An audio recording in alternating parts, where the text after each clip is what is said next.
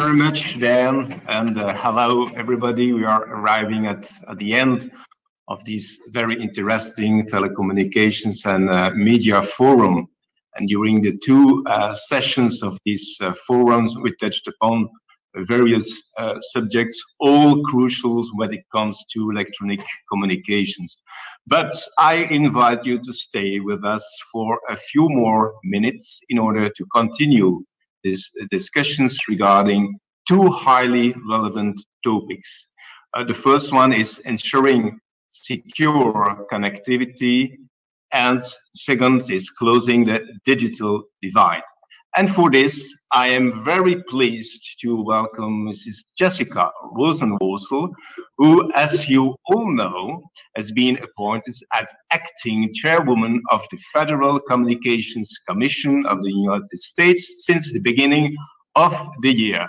Hello, Jessica, and welcome. So, good morning. I am delighted to have the opportunity to close this telecommunications and media forum with you, as I'm sure that you can provide us some interesting insights on the two topics I've just mentioned. So nowadays, connectivity is essential in our day-to-day life, and it's therefore important to ensure that access to end users to electronic communication services can be done in a secured manner, along with the attention given to rollout, interoperability, spectrum availability, and 5G business models, including the acceptability questions amongst the population, concerns relating to security, robustness, privacy, and integrity of the digital ecosystem have grown in recent years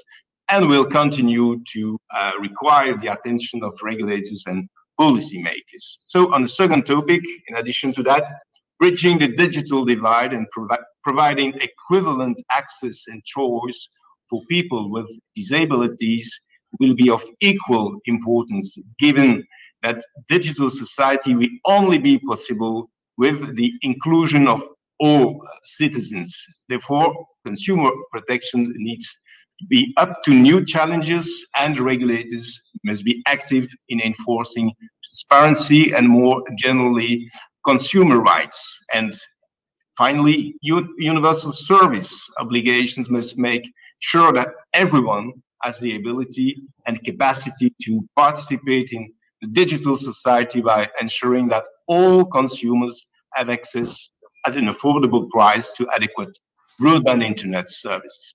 So, Jessica, let's start with the secure connectivity and critical infrastructure in order to continue the discussion held by the previous panelists who have shared very interesting points of view, even divergent view on sector-specific versus horizontal rules on connectivity. And in a nutshell, whilst Rakuten is totally positive about potential control of vendors' interoperability with Open RAN, the European Commission strikes a more cautious note when it comes to security implications, being supportive of innovations, of course.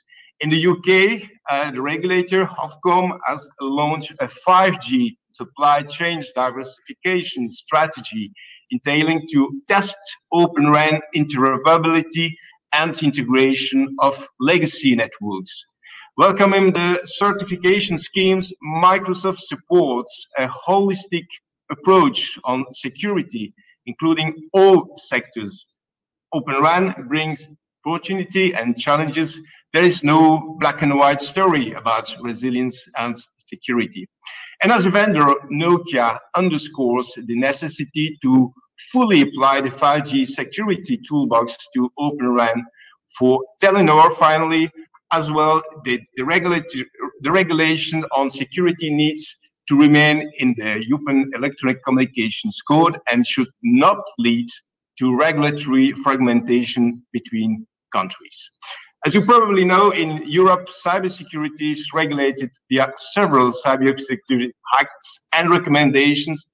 And as you maybe also know, BEREC is committed to promoting full connectivity, which also means prioritizing the work that improves the general conditions for the expansion and take-up of secure, reliable, and competitive, very high capacity networks, both fixed and mobile across Europe. And for instance, BEREC has already played a role in the implementation of the recommendation on cybersecurity of 5G networks that was adopted by European Commission and the member states. And in December last year, BEREC published its report on the recent activities concerning the EU 5G cybersecurity tool strategic measures, which provides an overview on the status play of the implementation of the EU 5G security toolbox. This being said, I'm looking forward to know more about the way security issues are approached in the United States, Jessica. So my first question to you is the following. The European Cybersecurity Act that I mentioned earlier will allow the establishment of certification schemes also for 5G. So do you have similar work in the United States, and what is the role of FEC? Over to you, Jessica. Well, thank you, Michel and BEREC, for having me here today. So you asked about certification. Let me describe the traditional certification process that the Federal Communications Commission uses. It's really based on whether or not a device or piece of network equipment uses radio frequency in an intentional or unintentional way. We have a process whereby we certify all of that equipment, not just at the FCC, but with third parties that work under our rules. So as a result, a modem, a router, television, a microwave oven, all of these things in the United States, were you to look on the back, you'd find a seal that says they've been certified in accordance with FCC rules. And our policies associated with that were traditionally based on preventing spectral interference. In other words, if we didn't all stay in our lanes when it came to using our airwaves, we would have interference and we would diminish the capacity of those airwaves. But we are now taking a look at this certification process and asking ourselves, should it be used more broadly? For instance, just this month, I have proposed to my colleagues that we consider network security more broadly in this process. And in particular, we have a list of equipment that the United States has decided is insecure because there are vendors associated with it who we do not believe produce secure equipment. And what constraints should we put on this network certification process associated with security? At the same time, we're trying to wrap our arms around the Internet of Things and the vast increase we're going to see in devices that use our airwaves, and try to come up with processes that incentivize every manufacturer to produce products that are safe and secure. So we're looking at how to use this traditional equipment authorization process for new security purposes, as well as trying to incentivize consumer-based products to make sure that they're more secure for the Internet of Things. Thank you very much, Jessica. I have another question for you. So security expectations are much higher than 20 years ago for telecommunications operators, of course. What is the role of the FCC in setting these expectations? And do you think that the market can respond to the security challenges on its own? Over to you, Jessica. Sure. I believe we have got to work together. I mean, you said 20 years ago, security expectations were lower than they were today. But the changes we've seen in the last 2 decades with communications are radical. They now support every aspect of civic and commercial life. So we are going to have to redouble our efforts to make sure those networks are secure, because our national security and economic security depends on it. There are 2 things that we are doing at the FCC with respect to network security right now. The first is we are removing or helping our operators remove insecure equipment from their networks. We have set aside $1.9 billion to make sure that we identify where that equipment is in our existing networks today and remove it. We will be subsidizing the removal of that equipment to the extent it exists in the radio access networks or the core of any of our carriers. Again, 1.9 billion US dollars we have set aside to remove it. But I don't think that we can end there, and removing it is only one part of the equation. The second piece is that we are going to promote and foster innovation. And I caught the end of the last panel. You talked a lot about open radio access networks, and it's something that we are very enthusiastically exploring in the United States. We have a long tradition of working in software, and we'd like to see virtualization brought to the radio access networks, because we think if we can come up with a world where we can mix and match parts, it will be more competitive, more vendor diverse, and potentially more secure. So under my leadership, we established the first proceeding at the FCC to explore Open RAN, and we are also talking right now to our National Science Foundation and our Department of Defense to come up with test beds. I think it's a really exciting moment because there's a lot of potential with this technology, but it's also important that we make sure that our cheerleading doesn't get ahead of where it is, and that we build a comprehensive record to understand its strengths and any challenges it might pose. Impressive, Jessica. I heard from your two answers to the two first questions that you are a real proactive regulator and definitely future oriented. And I have a last question on this issue, but from a different angle now. Given the increasing uptake of electronic communications services, what are the future relationships between electronic communications security regulators and other security services such as homeland security, law enforcement, and so on? Yeah. You know, I'm sure this is true in the United States and in every other country. There was a time not that long ago when we could act like regulators who only focused on telecommunications or voice telephony, but those days are over. They're gone. We're going to have to work with every other actor out there, both in the public sector and private sector.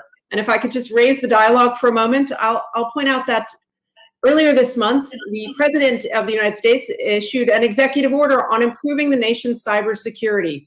And if you stand back and squint at it, you'll see two things.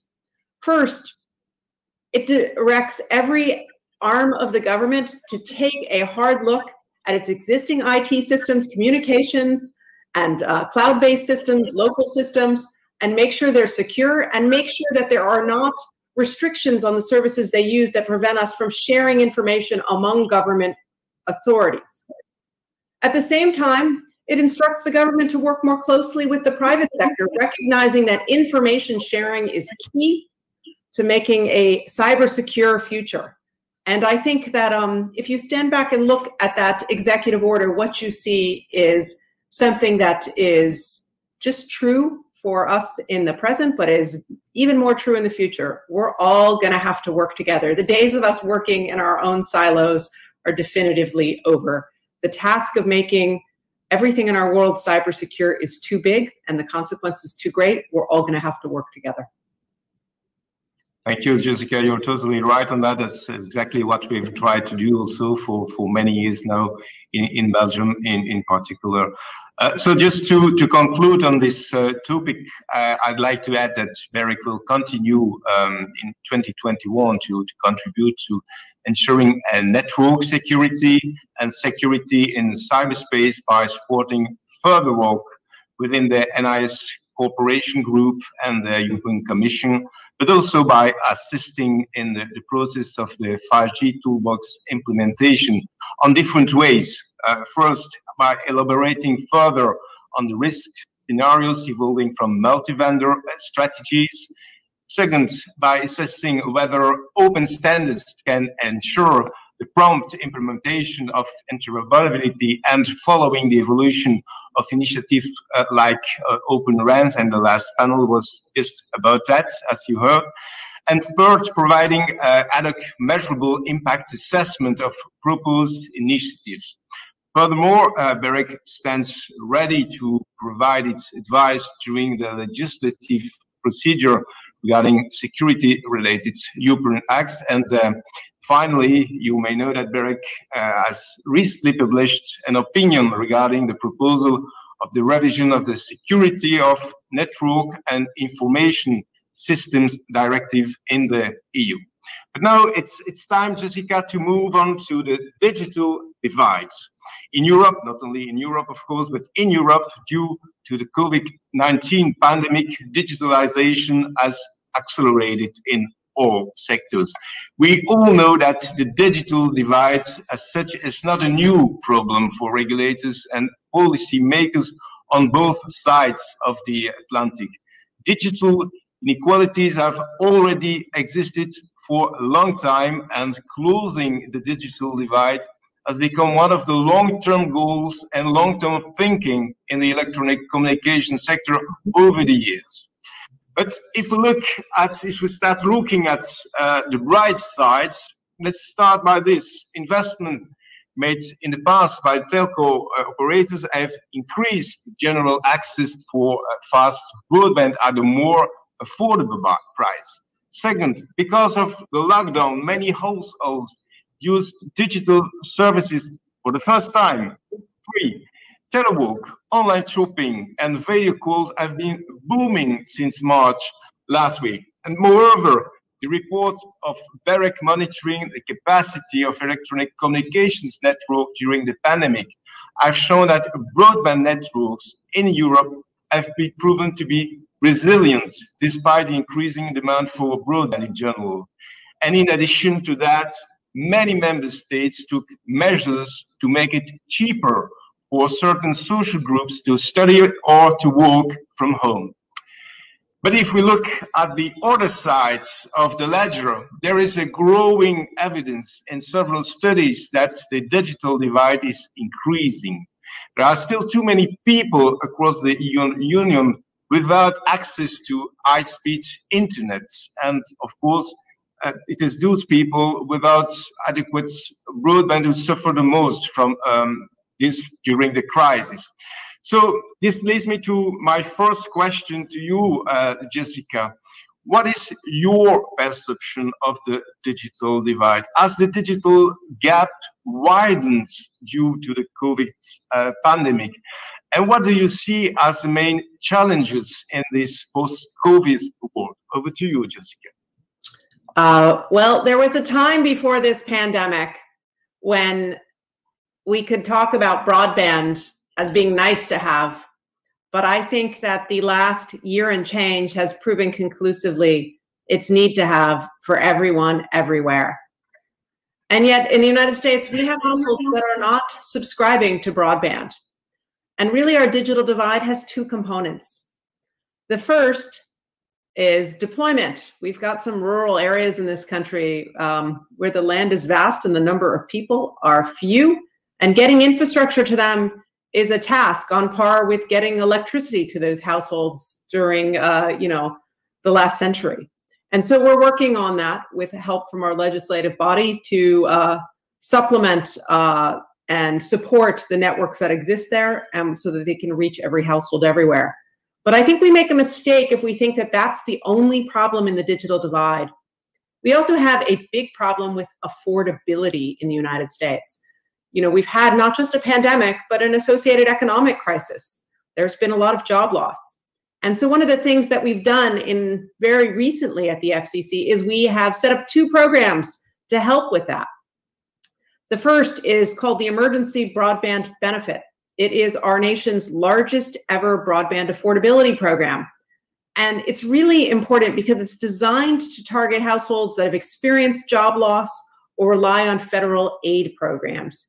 And it will support a broadband connection to their household. It provides support of between $50 and $75 a month so that they can stay online. And of course, being online right now isn't just, shopping and watching. It is often means going to work. It means going to school. It means keeping up with healthcare appointments. It means signing up for a vaccine. And that program has been rolled out for a little over a week, and we had 1 million households enroll. I believe we're going to have bigger numbers because we've seen a lot of job loss in the last year, and we want to make sure that those economic challenges don't prevent households from getting online. But I said we had 2 programs. So the second, if I could just prattle on about that, is that we have a very distinct problem in the digital divide in the United States, and I believe this is true worldwide too, which is not every student has internet access at home. And during this pandemic, when we had many of our schools shut and operate online, what we found is the kids without reliable and consistent internet access at home were locked out of the virtual classroom. By some count, there are about 17 million kids like this in the United States. They fall into what I've always called the homework gap, which is they've got reliable internet access at school, but they don't have it for their nightly schoolwork. And so we recently set up a program to make sure all of our schools and libraries could get support to purchase devices and even set those students up at home with Wi-Fi hotspots or routers and modems, because we want to make it so that no child is left offline. And we think working through our schools and library systems will help with that element of the digital divide. So we've got 2 powerful programs altogether. It's about $10 billion in US dollars to support the emergency broadband benefit and this program to help end the homework gap. And I think those affordability programs are just as important in ending the digital divide as the traditional programs to extend the reach of infrastructure. Yes, thank you very much indeed, Jessica, to having explained this emergency broadband benefits and also the program related to help this homework gap for schools and libraries.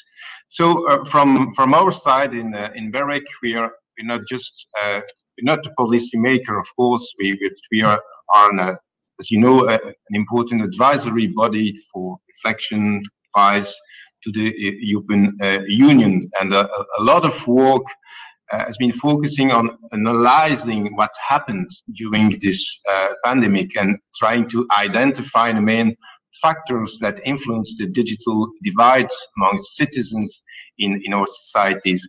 And we are not only examining the factors, but we are also trying to learn necessary lessons related to the effects of the pandemic in our sector. So therefore, we in BEREC we try to investigate the range of the NRA's possible roles and capabilities in designing the right conditions to improve digital inclusion for all citizens. And finally, we ordered a study to gather the necessary insights to assist the regulators in developing their approach on closing the digital gap. So my second question on this will be the following. One essential element is to find future-proof solutions. And what can regulators do in an effective way to promote digital inclusion in practice, so in a short or even in medium term? And are there plans in the US where the FCC will play a role in closing the digital gap on its own initiative or in cooperation with other federal agencies? So one of our other big initiatives right now is broadband mapping. And this is one of those things that sounds a lot like what it's called. But one of the hard truths in the United States is that our existing broadband data isn't as good as it should be. We divide the United States into very small units called census blocks. And for a long time, the FCC collected data that assumed that if there was a single subscriber to broadband in one census block, that service would be available throughout. And you don't have to be a statistician to understand that that might systematically overstate where service is. And as a result, when we have funds to spend to extend the reach of broadband infrastructure, particularly in rural America, we might not be sending it to the right places if we don't have more granular and accurate data. So I have stood up a broadband task force to really develop with pinpoint accuracy where service is and is not, and at what speeds. My hope is that if we have a data set that is that comprehensive, we'll make smarter decisions about what to fund where and think about future-proof infrastructure. And as part of that effort, we'll also have to understand what speeds are available where. The existing standard in the United States for broadband is 25 megabits down and 3 megabits up. And candidly, I think that's too slow. And if we want to future-proof our networks, we're going to have to figure out how we support higher standards going forward in conjunction with all of that mapping work.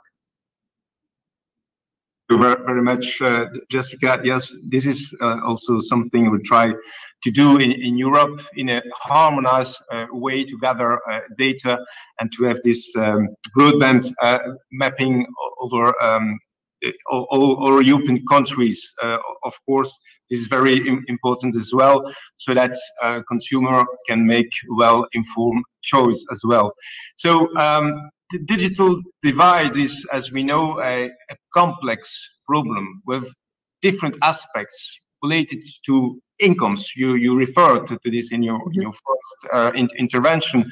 Socio-economic position in society, but also gender, age, people with disability, and last but not least, geographic situation. There is a real threat that rural areas without connectivity and broadband internet access will even lag further behind without new innovative approach.